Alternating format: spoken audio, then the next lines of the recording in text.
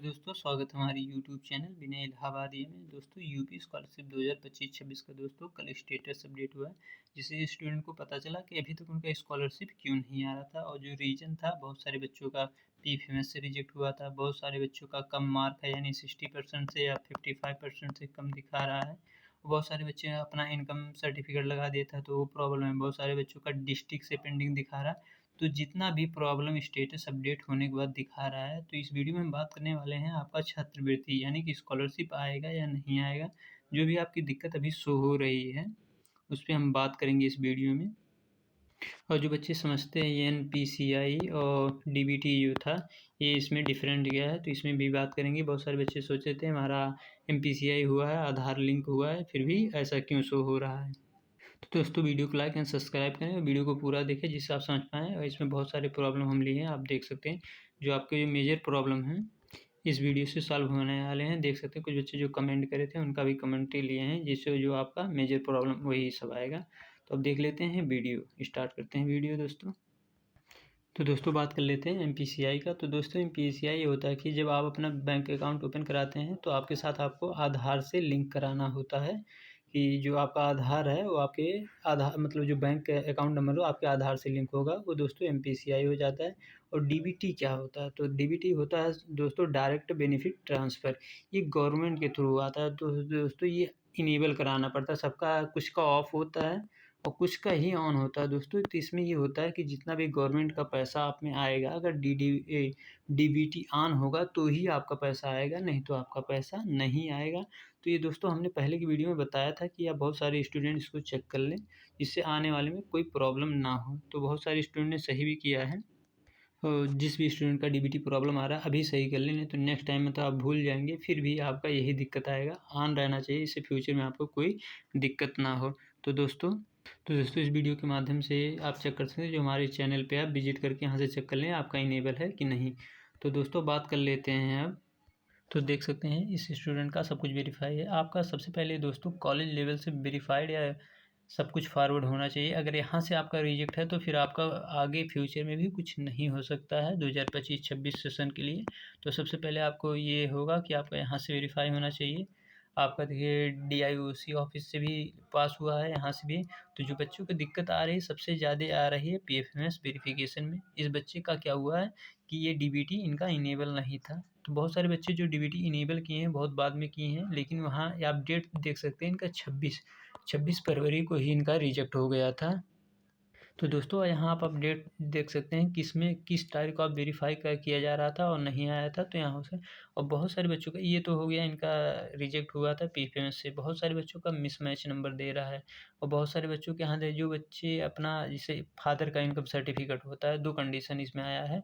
Father का income certificate के जगह आप अपना इनकम सर्टिफिकेट लगाए होंगे तो भी आपका यहाँ प्रॉब्लम शो हो रहा था।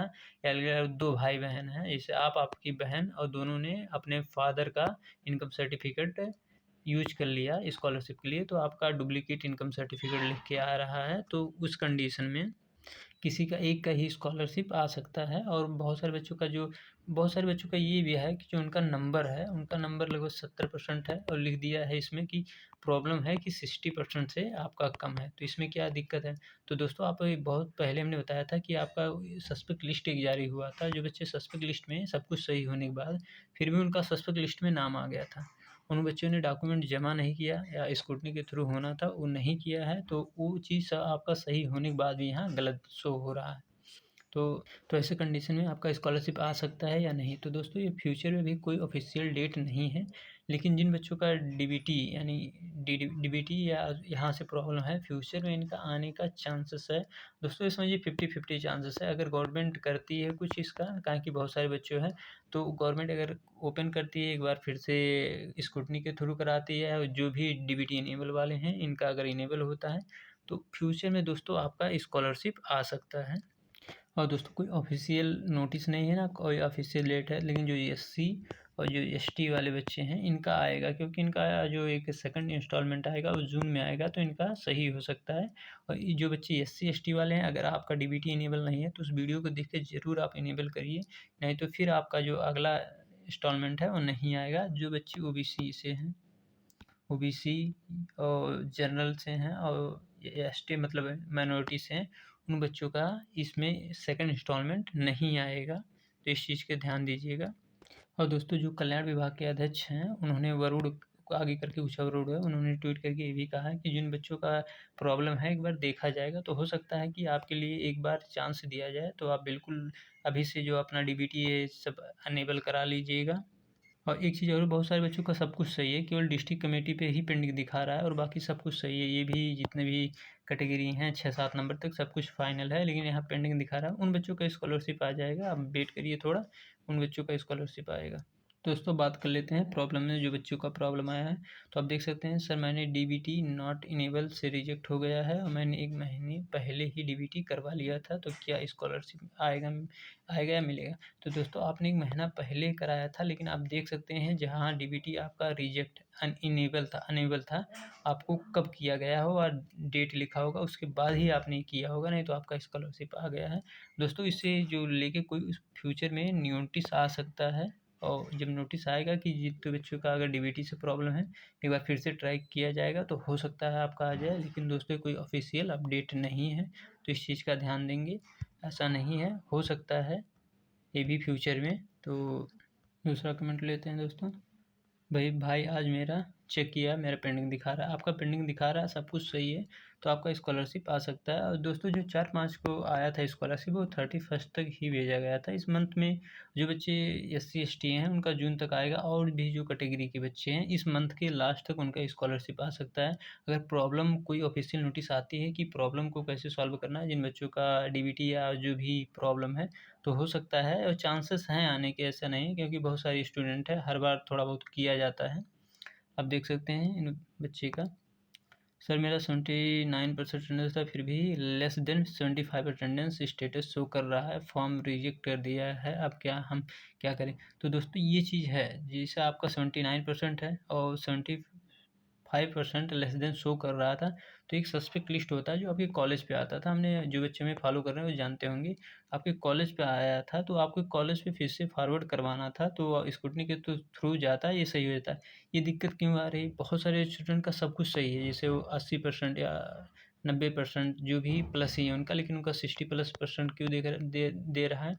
क्योंकि जब उनको सस्पेक्ट आया था, तो आपके कॉलेज में गया था सस्पेक्ट लिस्ट, जिसमें लिखा था कि आपका जो डाटा है 10th या 12th का मिसमैच है, तो आप वहाँ से सही कराए होते तो यहाँ शो नहीं करता।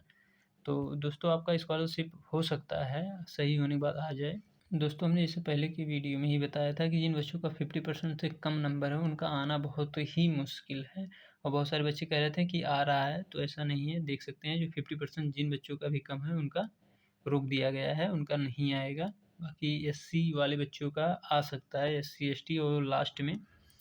तो आप देख सकते हैं भैया, अभी जस्ट मैंने चेक कर दिया, स्टेटस अपडेट हुआ है, हमें block by district due to the mark of BTN of the 50% less than 50% बता रहा है, और सस्पेक्ट लिस्ट में नाम था और हमने डॉक्यूमेंट दिया था। तो देखिए दोस्तों इनका 50% लेस देन बता रहा है, इन्होंने डॉक्यूमेंट जमा किया था। अगर आपका 50% से अबव है और 50% से लेस दिखा रहा है, ये तो प्रॉब्लम है। लेकिन आपने अगर 50% से आपका कम है, तो स्कॉलरशिप आने का बहुत कम चांसेस है आपका। और दोस्तों ये भी देख सकते हैं जिन बच्चों का जो स्कॉलरशिप मतलब देख सकते हैं, इनका जो 26 फरवरी को वेरीफाइड हुआ था, लेकिन इनका स्कॉलरशिप कब आया था? इनका स्कॉलरशिप आया है 7 या 9 मार्च को आया है। तो ये है दोस्तों, जब यहाँ ये भी होता है कि पहले PFMS पे क्या होता है, पहले आपका शो हो जाता है 5-6 दिन पहले कि आपका स्कॉलरशिप आने वाला है। तो अभी तो इस बार नहीं हुआ है और ना हो रहा है, जिन बच्चों का इनवैलिड बता रहा है परेशान मत हो। तो दोस्तों आप खाली होप रख सकते हैं कि अगर फ्यूचर में अभी कुछ ही 8-10 दिन में आपको पता चल जाएगा, अगर कुछ आपका जिससे वेलफेयर द्वारा जो कल्याण विभाग है कुछ अपडेट किया जाता है कि जिन बच्चों का थोड़ा-थोड़ा प्रॉब्लम है, जैसे जिन बच्चों को DBT इनेबल नहीं है, अगर उन बच्चों को दोबारा स्कॉलरशिप दिया जाए, तो कंडीशन में किस कंडीशन में दिया जाए, तो हो सकता है आपका स्कॉलरशिप आ सकता है। लेकिन दोस्तों जितना भी मतलब कोई ऑफिशियल नोटिस नहीं है कि आपका स्कॉलरशिप मिल सकता है और नहीं मिल सकता है, ये भी कन्फर्म नहीं है।